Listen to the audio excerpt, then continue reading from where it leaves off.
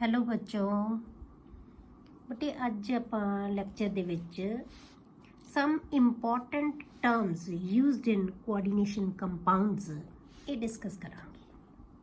ਠੀਕ ਹੈ ਕਿ ਕਿਹੜੀਆਂ ਇੰਪੋਰਟੈਂਟ ਟਰਮਸ ਹੈ, ਕਿਉਂਕਿ ਇਹ ਤੁਹਾਨੂੰ ਸਮਝ ਆ ਗਿਆ ਤਾਂ ਤੁਹਾਨੂੰ ਸਾਰੇ ਕੋਆਰਡੀਨੇਸ਼ਨ ਕੰਪਾਊਂਡਸ ਬਾਰੇ ਕਲੀਅਰ ਹੁੰਦਾ ਜਾਏਗਾ। ਠੀਕ ਹੈ, ਕਿਹੜੀਆਂ ਕਿਹੜੀਆਂ ਇੰਪੋਰਟੈਂਟ ਟਰਮਸ ਹੈ ਜਿਹੜੀਆਂ ਆਪਾਂ ਯੂਜ਼ ਕਰਾਂਗੇ। ਸਭ ਤੋਂ ਪਹਿਲਾਂ ਆਪਾਂ ਲੈਂਦੇ ਹਾਂ ਕੋਆਰਡੀਨੇਸ਼ਨ ਐਂਟਾਈਟੀ। कोऑर्डिनेशन एंटाइटी की चीज़ है बेटे, एक चार्ज्ड स्पीशीज है। A coordination entity constitutes a central metal atom और आयन, चाहे सेंट्रल मेटल एटम होवे चाहे आयन होवे हो, bonded to a fixed number of ions और मॉलिक्यूल्स। कोऑर्डिनेशन एंटाइटी की होंदी है बेटे कि जिहदे विच एक सेंट्रल मेटल एटम होंदी है तो वो एक फिक्स्ड नंबर ऑफ आयन्स या मॉलिक्यूल्स दे नाल बाउंड हुई भी होंदी है आसे पासे। For example COCl3 NH3 3 times आ गया, चार्ज इहदे उत्ते कोई नहीं है क्योंकि चार्ज इहदा अंदर बैलेंस हो गया।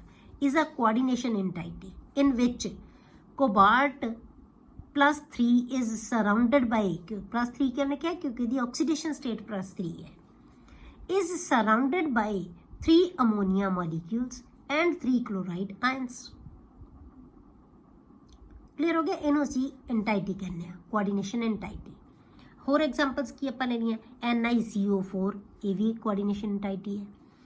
ये की है, ये उत्ते 4 नैगेटिव आ गया, ये भी कोऑर्डिनेशन क्योंकि 6 इहदा नैगेटिव चार्ज अंदर है, तो ये नाल की है 2 पॉजिटिव है ये उत्ते, तो 4 नैगेटिव ਜਿਹੜਾ ਹੈਗਾ ਬਾਹਰ 2 ਨੈਗੇਟਿਵ ਬੈਲੈਂਸ ਹੋ ਗਿਆ, 4 ਨੈਗੇਟਿਵ ਬਾਹਰ ਆ ਗਏ। ਇਹ ਆਪਾਂ ਕੰਪਾਊਂਡਸ ਤੁਹਾਨੂੰ ਅੱਗੇ ਕਲੀਅਰ ਹੋ ਜਾਏਗਾ ਕਿ ਕਿਵੇਂ ਚਾਰਜ ਆਉਂਦਾ ਹੈ ਇਹਦੇ ਉੱਤੇ। ਠੀਕ ਹੈ, ਹਾਲੇ ਤੁਸੀਂ ਬਸ ਇਦਾਂ ਹੀ ਯਾਦ ਰੱਖੋ ਕਿ FeCN6 4 ਨੈਗੇਟਿਵ, CONH3 6 3 ਪੋਜ਼ਿਟਿਵ। ਇਹ ਵੀ ਕੀ ਹੈ ਬੇਟੇ ਕੋਆਰਡੀਨੇਸ਼ਨ ਐਂਟਾਈਟੀਜ਼। ਮਤਲਬ ਕੀ ਹੈ, ਸਕੁਅਰ ਬ੍ਰੈਕਟ ਦੇ ਅੰਦਰ ਮੈਟਲ ਐਟਮ ਤੇ ਲੀਗੈਂਡਸ ਜਿਹੜੇ ਹੈਗੇ ਆ, ਜਾਂ ਕਹਿ ਲਓ ਜਿਹੜੀਆਂ ਇਹਨੂੰ ਸਪੀਸ਼ੀਜ਼ ਸਰਾਊਂਡ ਕਰ ਰਹੀਆਂ, ਜਿਹੜੀ ਸਕੁਅਰ ਬ੍ਰੈਕਟ ਦੇ ਅੰਦਰ ਸਪੀਸ਼ੀਜ਼ ਅਸੀਂ ਕਰਤੀ, ਇਹ ਇਕੱਲੀ, ਬਾਹਰ ਕੋਈ ਚੀਜ਼ ਨਹੀਂ ਇਹਦੇ ਰਹੇਗੀ, ਜਾਂ ਤਾਂ ਇਹ ਬਿਨਾਂ ਚਾਰਜ ਤੋਂ ਹੋਏਗੀ ਜਾਂ ਚਾਰਜ ਹੋਏਗਾ ਇਹਦੇ ਉੱਤੇ। ਇਹਨੂੰ ਅਸੀਂ ਕਹਿੰਦੇ ਆ ਕੋਆਰਡੀਨੇਸ਼ਨ ਐਂਟਾਈਟੀ। ਮਤਲਬ ਇਸ ਚਾਰਜ ਨੂੰ ਬੈਲੈਂਸ ਕਰਨ ਨਾਲ ਅਸੀਂ ਬਾਹਰ ਕੁਝ ਨਹੀਂ ਲਗਾਇਆ ਹੋਇਆ। ਕਲੀਅਰ। ਦੂਸਰਾ ਅਸੀਂ ਯੂਜ਼ ਕਰਦੇ ਹਾਂ ਬੇਟੇ ਸੈਂਟਰਲ। ਹੁਣ ਆਪਾਂ ਇੱਥੇ ਕਹਿਤਾ ਸੈਂਟਰਲ ਐਟਮ ਨੂੰ ਸਰਾਊਂਡ ਕਰ ਰਹੇ ਹਾਂ, ਹੁਣ ਸੈਂਟਰਲ ਐਟਮ ਕੀ ਹੁੰਦੀ ਹੈ ਹੁਣ ਆਪਾਂ ਇਹ ਡਿਸਕਸ ਕਰਦੇ ਹਾਂ। Central atom or ion, the atom or ion to which a fixed number of neutral molecules or ions are attached in the coordination entity is called central atom or ion. ਹੁਣ entity ਦੇ ਅੰਦਰ, coordination ਐਂਟਾਈਟੀ ਦੇ ਅੰਦਰ ਜਿਹੜੀ ਉਹ atoms ਜਾਂ ions, ਠੀਕ ਹੈ, ਜਿਹਨੂੰ ਫਿਕਸਡ ਨੰਬਰ ਆਫ ਮੋਲੀਕਿਊਲਸ ਜਾਂ ਆਇਨਸ ਨੇ ਸਰਾਊਂਡ ਕੀਤਾ ਹੋਇਆ ਹੈ, ਉਹਨੂੰ ਆਪਾਂ ਕੀ ਕਹਿ ਦਾਂਗੇ ਸੈਂਟਰਲ ਐਟਮ। ਪਹਿਲਾਂ ਤਾਂ ਆਪਾਂ ਕਿਹਾ ਕਿ ਸੈਂਟਰਲ ਐਟਮ ਤੇ ਉਹਨੂੰ ਸਰਾਊਂਡ ਕਰਨ ਵਾਲੀਆਂ ਸਪੀਸ਼ੀਜ਼ ਜਿਹੜੀਆਂ ਹੈਗੀਆਂ ਸਕੁਅਰ ਬ੍ਰੈਕਟ ਦੇ ਅੰਦਰ, ਉਹ ਸਪੀਸ਼ੀਜ਼ ਨੂੰ ਆਪਾਂ ਕਹਤਾ ਐਂਟਾਈਟੀ। ਹੁਣ ਇਹਦੇ ਅੰਦਰ ਜਿਹੜੀਆਂ ਐਟਮਸ ਨੇ, ਜਿਹੜੀ ਐਟਮ ਨੂੰ ਜਿਹੜੀਆਂ ਫਿਕਸਡ ਨੰਬਰ ਆਫ ਐਟਮਸ ਨੇ ਸਰਾਊਂਡ ਕੀਤਾ ਹੋਇਆ ਹੈ, ਉਹਨੂੰ ਆਪਾਂ ਕਹਿੰਦੇ ਆ ਸੈਂਟਰਲ ਐਟਮ ਜਾਂ ion. Clear. For example in the coordination entity, उपर वाली कोई मर्जी एग्जाम्पल लै लो इन्हां दे विचों। इहदे विच जिहड़ी आ स्पीशीज़ है निकल, जिहड़ी सब तो मूहरे लिखदे आ नाम दे विच, हमेशा अगे आउंदा। सब तो पहलां असी जदों भी असी फार्मूला बनाउने आ ना, उहदे विच सब तो पहलां नाम किहदा लिखिया जांदा है, सैंट्रल मैटल एटम या आयन। उस तो बाद लीगेंड्स आउंदे आ, उस तो बाद की है स्पीशीज़ आउंदियां जिहड़ियां उहनूं सराउंड कर रहीआं, फिक्स्ड नंबर ऑफ स्पीशीज़ आउंदा है। इहनूं कहंदे आ असी सैंट्रल मैटल एटम या आयन। ਹੁਣ ਇਹਨਾਂ ਦੇ ਵਿੱਚ ਜਿਹੜਾ ਨਿਕਲ 2 ਪੋਜ਼ਿਟਿਵ ਹੈ ਤੇ Fe 2 ਪੋਜ਼ਿਟਿਵ ਹੈ, ਥੀਸ ਆਰ ਮੈਟਲ ਆਇਨਸ।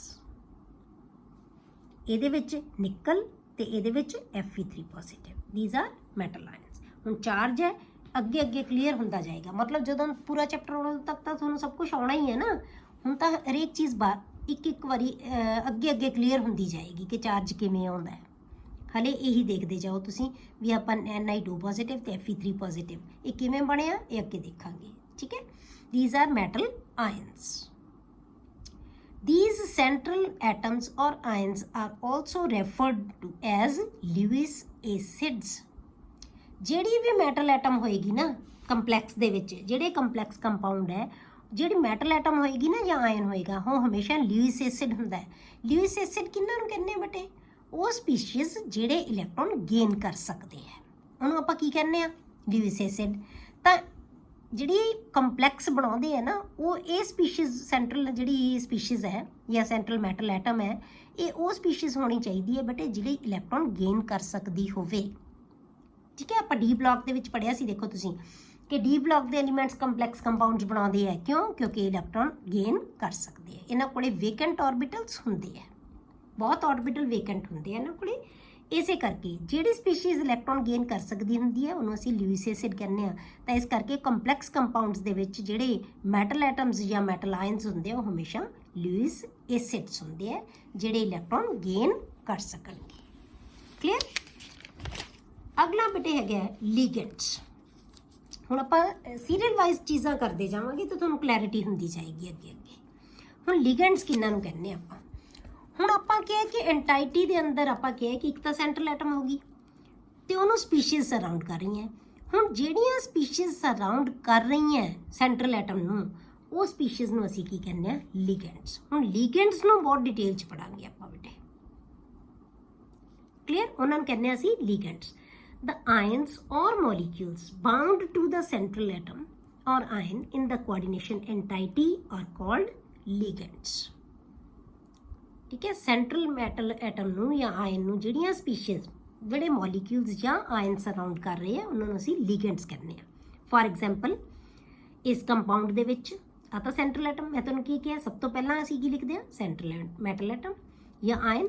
ਉਸ ਤੋਂ ਬਾਅਦ ਜਿਹੜੀਆਂ ਵੀ ਸਪੀਸ਼ੀਜ਼ ਆ ਉਹ ਸਾਰੀਆਂ ਕੀ ਹੈ ਬੇਟੇ? ਸਕੁਅਰ ਬ੍ਰੈਕਟ ਦੇ ਅੰਦਰ ਉਹ ਸਾਰੀਆਂ ਕੀ ਹੈ? Ligands. NH3 molecules and Cl negative ions are ligands. ਇਸ ਕੰਪਾਊਂਡ ਦੇ ਵਿੱਚ Cl ਨੈਗੇਟਿਵ ਤੇ NH3 ਮੋਲੀਕਿਊਲ, ਇਹ ਆਇਨ ਹੈ, ਇਹ ਮੋਲੀਕਿਊਲ ਹੈ, ਥੀਸ ਆਰ ਲੀਗੈਂਡਸ। ਇਹਨਾਂ ਨੂੰ ਅਸੀਂ ਕੀ ਕਹਿੰਦੇ ਆ? ਲੀਗੈਂਡਸ। ਕਲੀਅਰ? ਹੁਣ ਲੀਗੈਂਡਸ ਹੈ ਜਿਹੜੇ ਬੇਟੇ ਉਹ ਹਮੇਸ਼ਾ ਜਿਹੜੇ ਸੈਂਟਰਲ ਐਟਮ ਹੈ ਨਾ ਉਹਦੇ ਨਾਲ ਹਮੇਸ਼ਾ ਕੋਆਰਡੀਨੇਟ ਬੌਂਡ ਬਣਾਉਂਦੇ ਹੈ। ਇਹ ਕੋਆਰਡੀਨੇਟ ਬੌਂਡ ਦੇ ਨਾਲ ਅਟੈਚ ਹੋਏ ਹੋਏ ਹੁੰਦੇ ਆ ਟੂ ਦਾ ਸੈਂਟਰਲ ਐਟਮ। ਕਿਉਂ? ਆਪਾਂ ਕੀ ਕਿਹਾ ਸੀ ਬੇਟੇ ਕਿ ਸੈਂਟਰਲ ਐਟਮ ਹੈ ਜਿਹੜੀ ਉਹ ਕੀ ਹੁੰਦੀ ਹੈ? ਲਿਊਇਸ ਐਸਿਡ ਹੈ, ਉਹ ਇਲੈਕਟ੍ਰੋਨ ਗੇਨ ਕਰ ਸਕਦੀ ਹੈ, ਉਹਦੇ ਕੋਲੇ ਵੇਕੈਂਟ ਆਰਬਿਟਲਸ ਹੁੰਦੇ ਆ।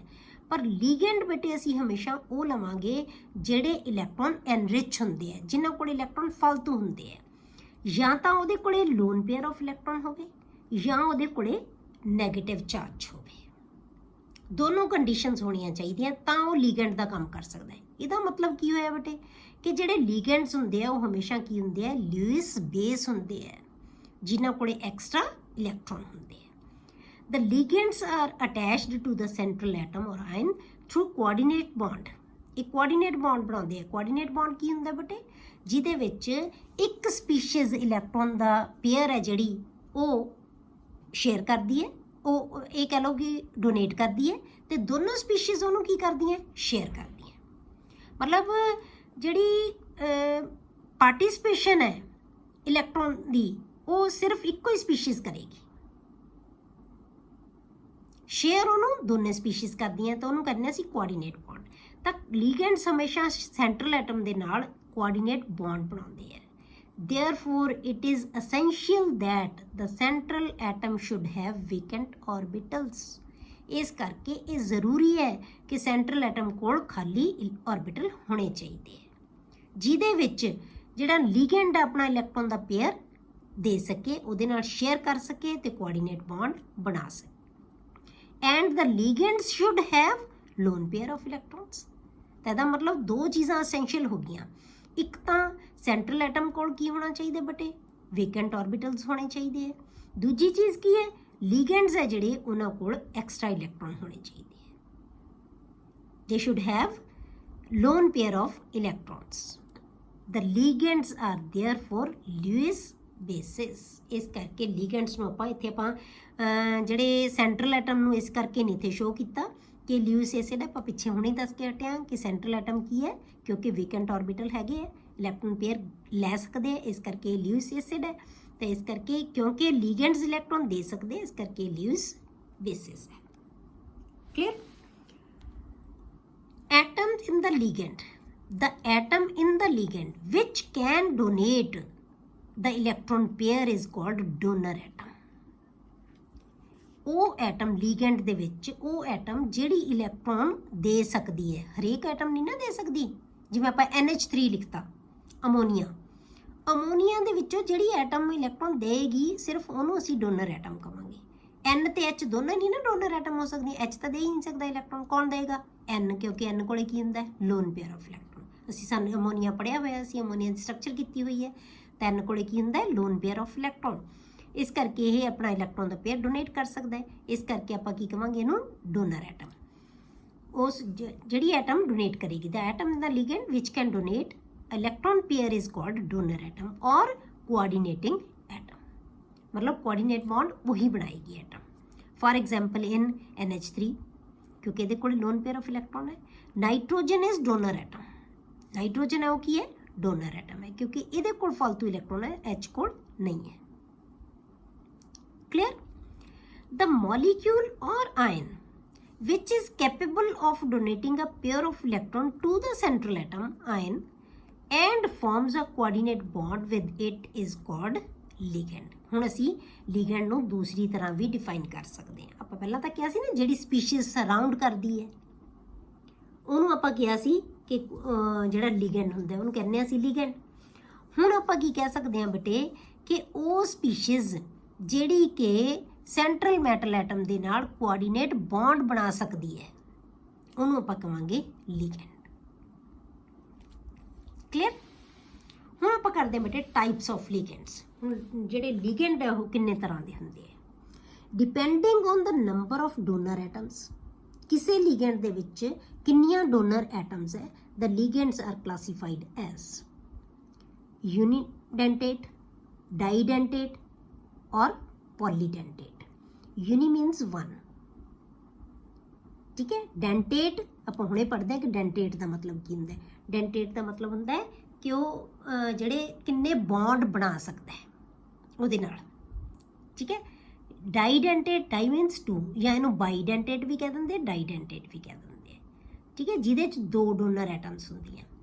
ਪੋਲੀਡੈਂਟੇਟ ਜਿਹਦੇ ਪੋਲੀ ਮੀਨਸ ਮੈਨੀ, ਦੋ ਤੋਂ ਜ਼ਿਆਦਾ ਡੋਨਰ ਐਟਮਸ ਹੁੰਦੀਆਂ, ਉਹਨੂੰ ਕਹਿੰਦੇ ਅਸੀਂ ਪੋਲੀਡੈਂਟੇਟ। Clear? The number of coordinating groups present in a ligand is called denticity of the ligand, ठीक है। ਆਪਾਂ ਕਿਹਾ ਕਿ यूनिडेंटेट, ਹੁਣ डेंटेट ਦਾ ਮਤਲਬ डेंटिसिटी ਕੀ ਹੈ ਕਿ ਕਿਸੇ ਵੀ ligand ਦੇ ਵਿੱਚ ਕਿੰਨੇ ਕੋਆਰਡੀਨੇਟਿੰਗ ਗਰੁੱਪ ਹੈ, ਉਹ ਕੀ ਹੈ ਉਹਦੀ डेंटिसिटी, ਠੀਕ ਹੈ। ਉਹਨੂੰ ਕੀ ਕਹਿੰਦੇ ਅਸੀਂ ਉਹਦੀ डेंटिसिटी। ਜੇ ਇੱਕ ਹੈ ਤਾਂ यूनिडेंटेट कह देंगे, जे दो है डाइडेंटेट, जे तीन है ट्राई आ जाएगा तो आप अगे करते हैं, तो जे मैनी है तो पॉलीडेंटेट। हुण आप करते हैं बेटे इन्हों वन बाय वन डिस्कस करांगे। पहला आप लैंदे जिहड़ा है यूनिडेंटेट लिगेंड, उन्होंने असीं मोनोडेंटेट भी कहते हैं।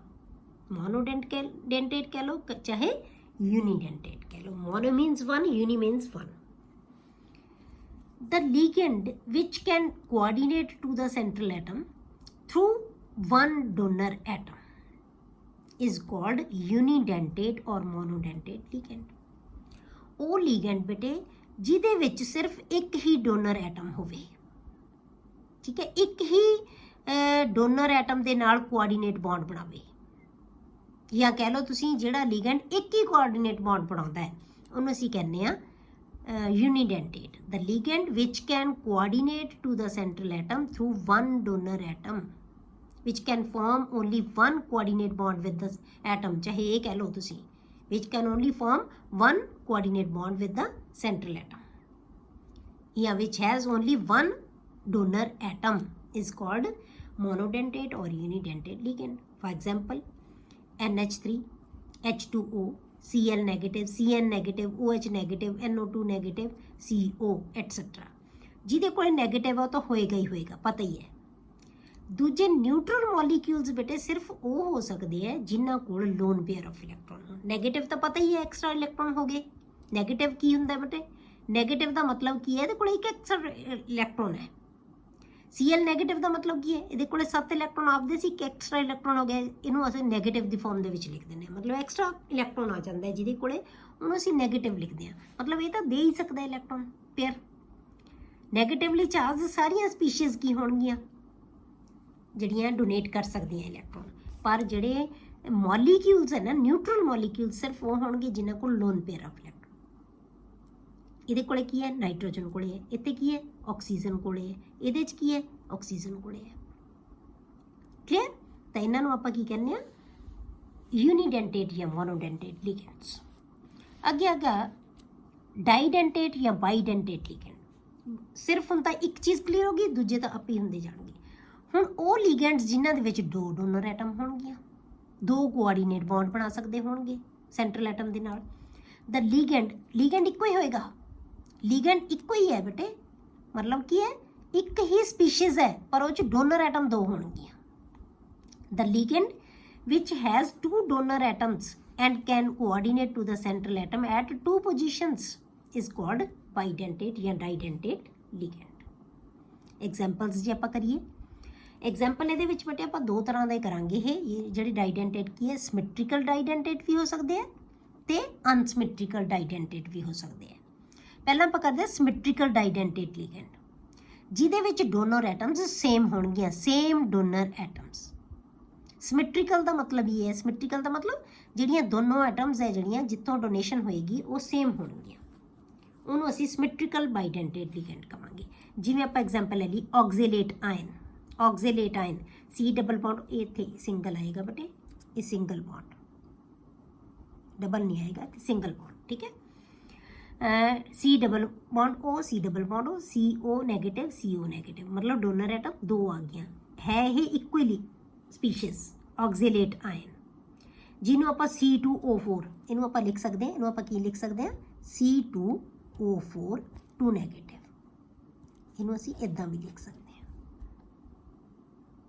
ਠੀਕ ਹੈ। ਇਹ ਆਕਜ਼ੇਲੇਟ ਆਇਨ ਹੈ ਬੇਟੇ। ਇਹਨੂੰ ਐਬਰੀਵੇਸ਼ਨ ਕੀ ਹੈ, ਕਿਉਂਕਿ ਜਦੋਂ ਅਸੀਂ ਕੰਪਾਊਂਡ ਬਣਾਉਂਦੇ ਆ ਨਾ, ਜਦੋਂ ਆਪਾਂ ਇਹਨਾਂ ਦੇ ਜਿਹੜੇ ਫਾਰਮੂਲੇ ਲਿਖਦੇ ਹਾਂ, ਉੱਥੇ ਅਸੀਂ ਸਿਰਫ ਇਹਨਾਂ ਦੀ ਐਬਰੀਵੇਸ਼ਨਸ ਲਿਖਦੇ ਹਾਂ ਬੇਟੇ। ਤਾਂ ਉਹ ਕੀ ਹੈ, OX, ਜਿੱਥੇ OX ਆਏਗਾ ਤਾਂ ਮਤਲਬ ਆਕਜ਼ੀਲੇਟ ਆਇਨ ਹੈ, C2O4 2 ਨੈਗੇਟਿਵ। ਧਿਆਨ ਰੱਖਣਾ ਹੈ ਕਿ ਇਹਦੇ ਵਿੱਚ ਇਹ 2 ਕੋਆਰਡੀਨੇਟ ਬੌਂਡ ਬਣਾਏਗਾ, ਇੱਕੋ ਹੀ ਲਿਗੈਂਡ 2 ਕੋਆਰਡੀਨੇਟ ਬੌਂਡ ਬਣਾਏਗਾ। ਹੁਣ ਤੁਸੀਂ ਯਾਦ ਰੱਖਣਾ ਹੈ ਕਿ ਜਿਹੜਾ ਹੈਗਾ ਤੁਹਾਡੇ ਕੋਲੇ ਕੋਆਰਡੀਨੇਸ਼ਨ ਨੰਬਰ ਆਪਾਂ ਕਿਹਨੂੰ ਕਹਿਣਾ ਹੈ।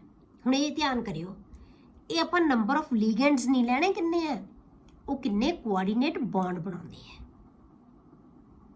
ਠੀਕ ਹੈ। ਜਿਹੜੀ ਸੈਕੰਡਰੀ ਵੈਲੈਂਸੀ ਹੈ ਨਾ, ਜੇ ਆਪਾਂ ਵਾਰਨਰ ਨੇ ਦੱਸਿਆ ਸੀ ਕਿ ਸੈਕੰਡਰੀ ਵੈਲੈਂਸੀ ਹੁੰਦੀ ਹੈ ਕਿ ਕਿੰਨੀਆਂ ਸਪੀਸ਼ੀਜ਼ ਸਰਾਊਂਡ ਕਰ ਰਹੀਆਂ।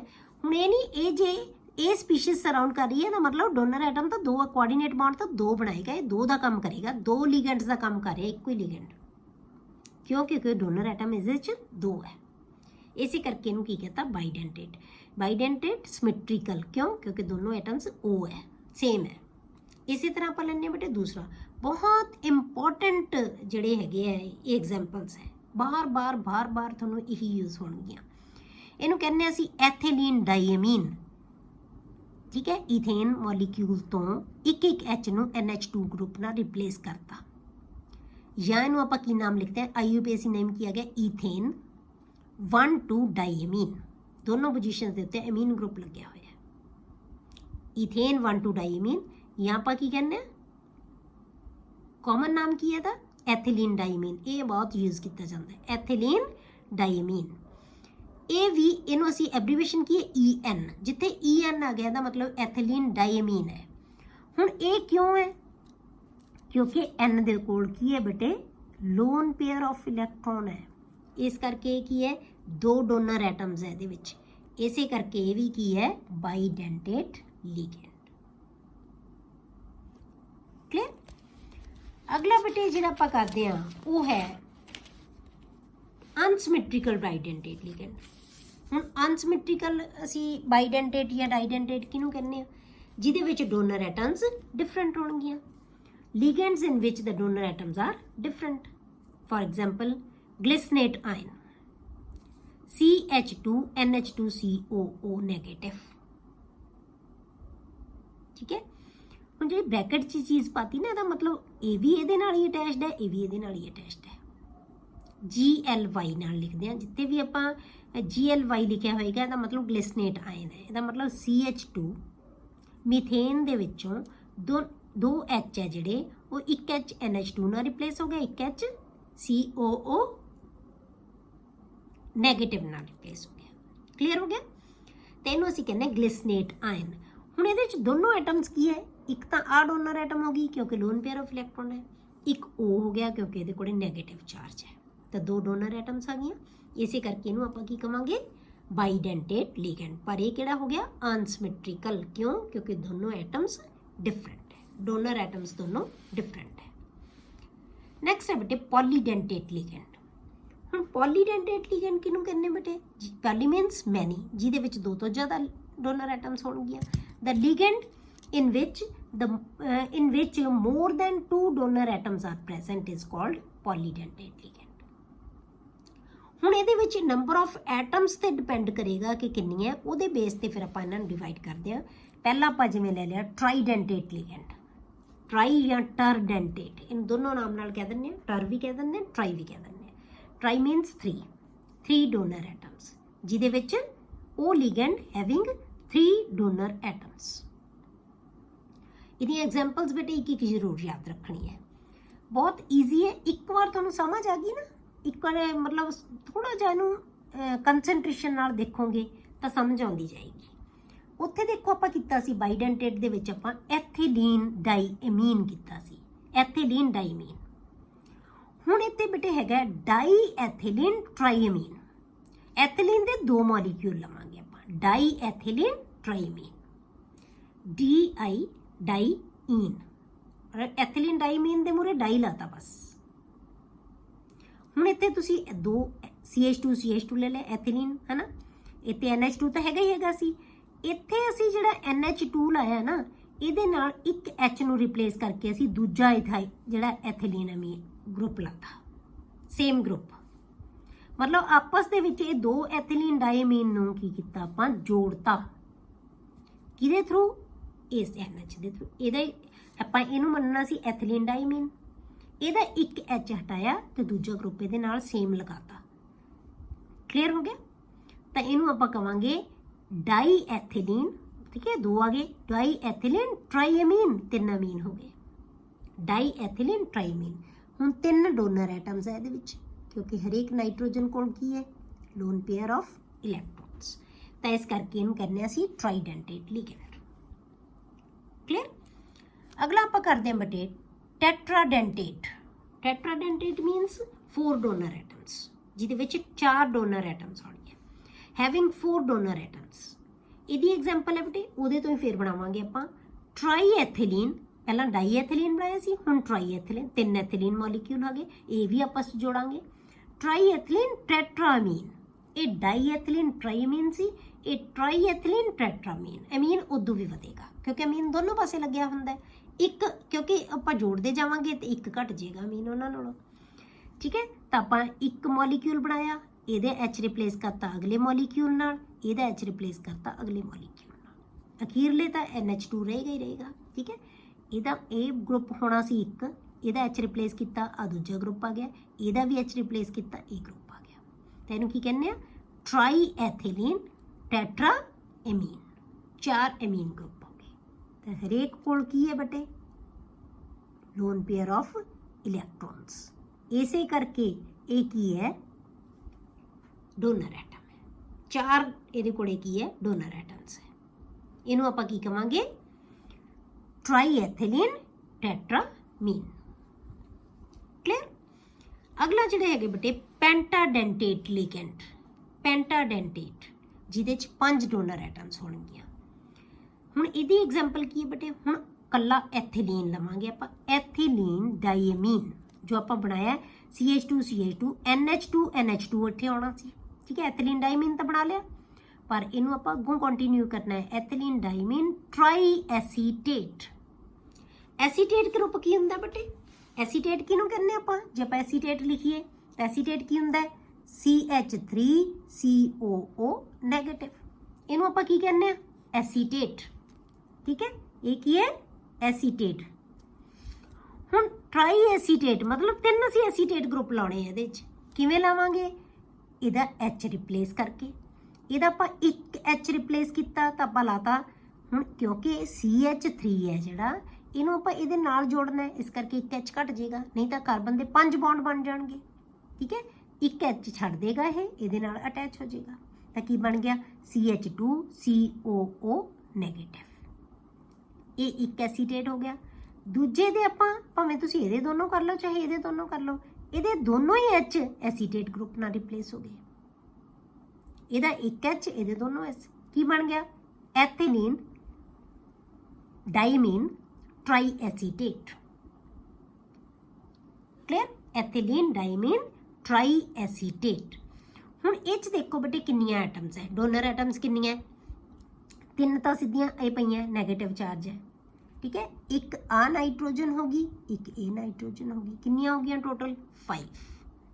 तो इस करके इनू आपां की कहने पेंटाडेंटेट लीगेंड, मतलब एक ही लीगेंड दे विच 5 डोनर एटम्स है, तो इनू असीं कहने पेंटाडेंटेट लीगेंड। क्लियर? अगे आपां करदे बेटे हैक्साडेंटेट लीगेंड। हैक्साडेंटेट लीगेंड असीं किनू कहने आ? जिहदे विच बेटे 6 डोनर एटम्स होणगियां। ठीक है, डोनर एटम्स कितनियां होणगियां? 6, हैविंग 6 डोनर एटम्स। इनू आपां कहांगे हैक्साडेंटेट लीगेंड। एग्जाम्पल इहदी की है बेटे? एथिलीन डाइमीन, फिर वही एथिलीन डाइमीन दोनों पासे न।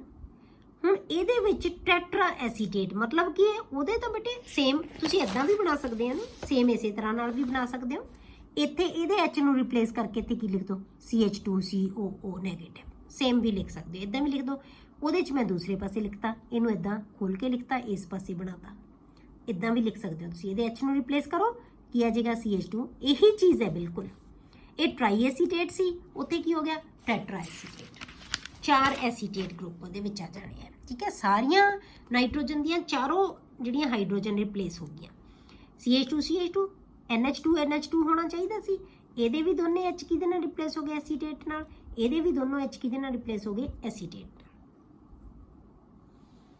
ਇਹਨੂੰ ਆਪਾਂ ਕੀ ਕਹਿੰਦੇ ਆ? ਐਥਿਲੀਨ ਡਾਈਮੀਨ ਟੈਟਰਾ ਐਸੀਟੇਟ।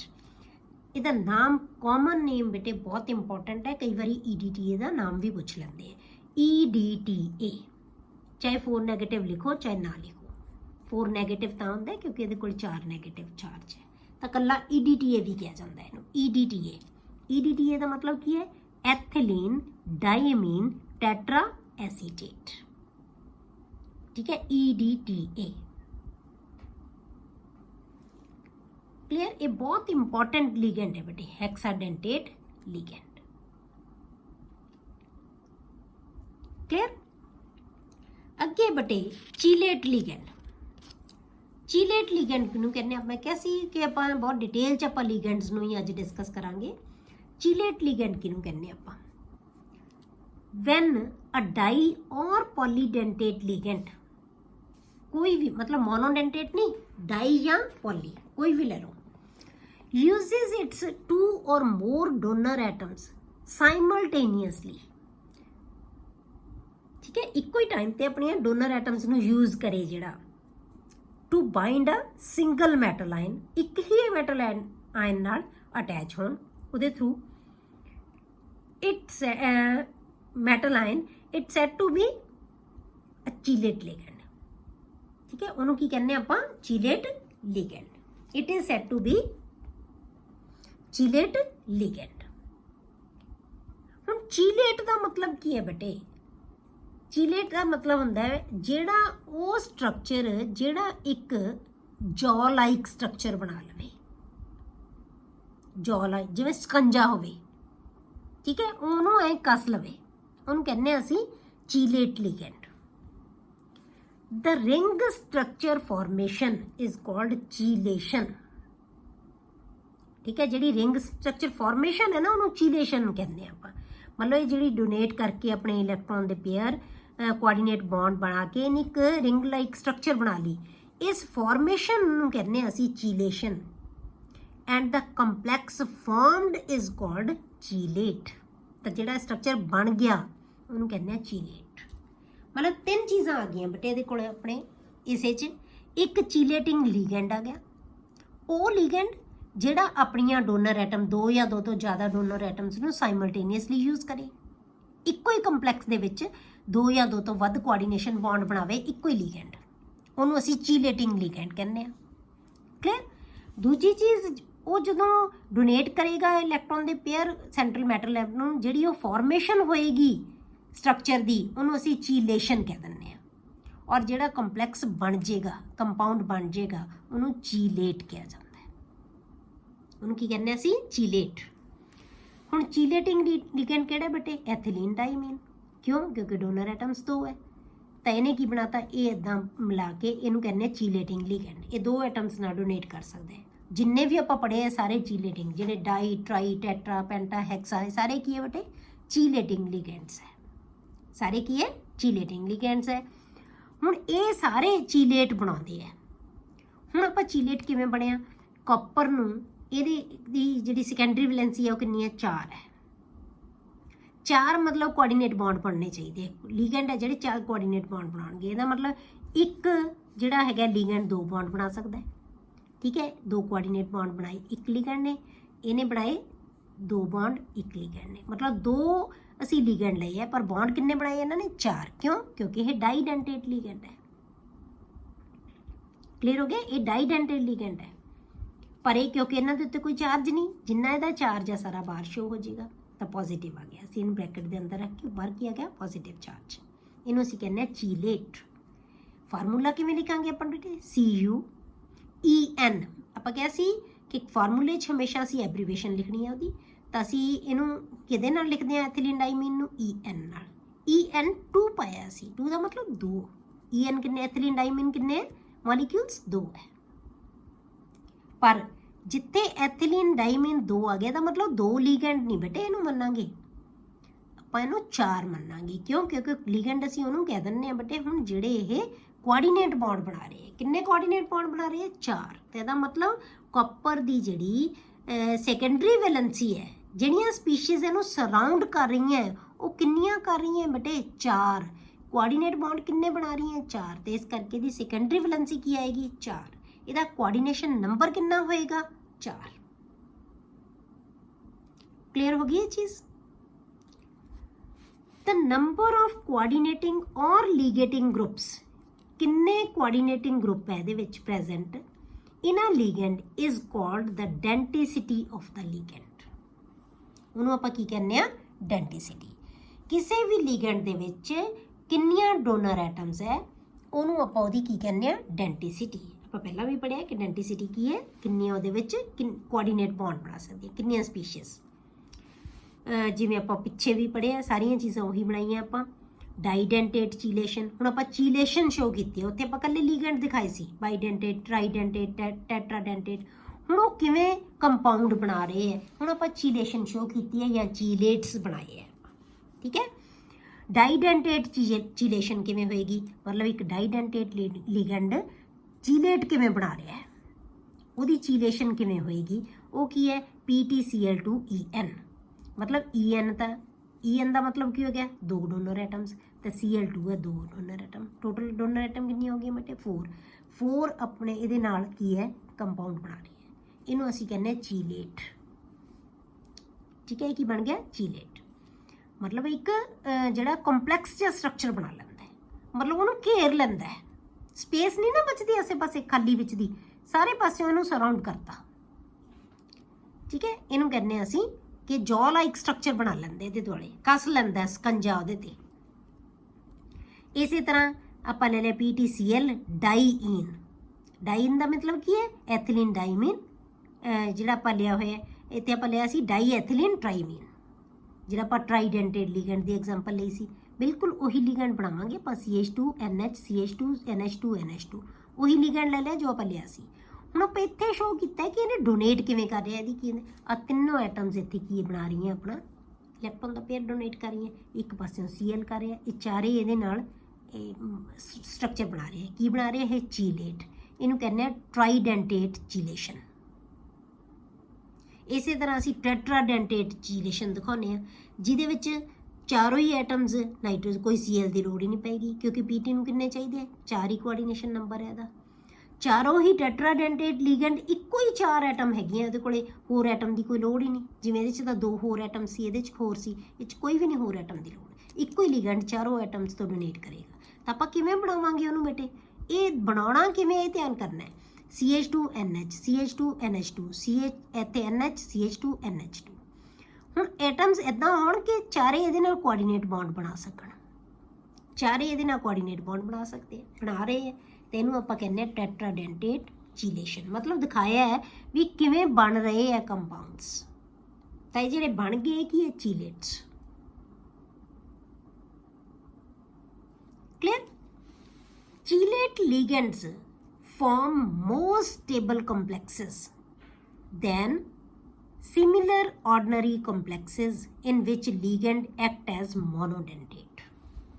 ਜਿਹੜੇ ਅਸੀਂ ordinary complexes ਲੈਂਦੇ ਆ ਨਾ, ਜਿਹਦੇ ਵਿੱਚ monodentate ligands ਹੁੰਦੇ ਆ, ਉਹਦੇ ਕੰਪੈरेटिवली ਜਿਹੜੇ ਚੀਲੇਟ ਲਿਗੈਂਡਸ ਹੈ ਨਾ, ਜਿਹੜੇ ਜੌ ਲਾਈਕ ਸਟਰਕਚਰ ਬਣਾਉਂਦੇ ਆ, ਇਹ ਕੰਪਲੈਕਸਿਸ ਜ਼ਿਆਦਾ ਸਟੇਬਲ ਹੁੰਦੇ ਆ as compare to simple complexes ਵਿਚ form in which ligands are monodentate ਜਾਂ unidentate।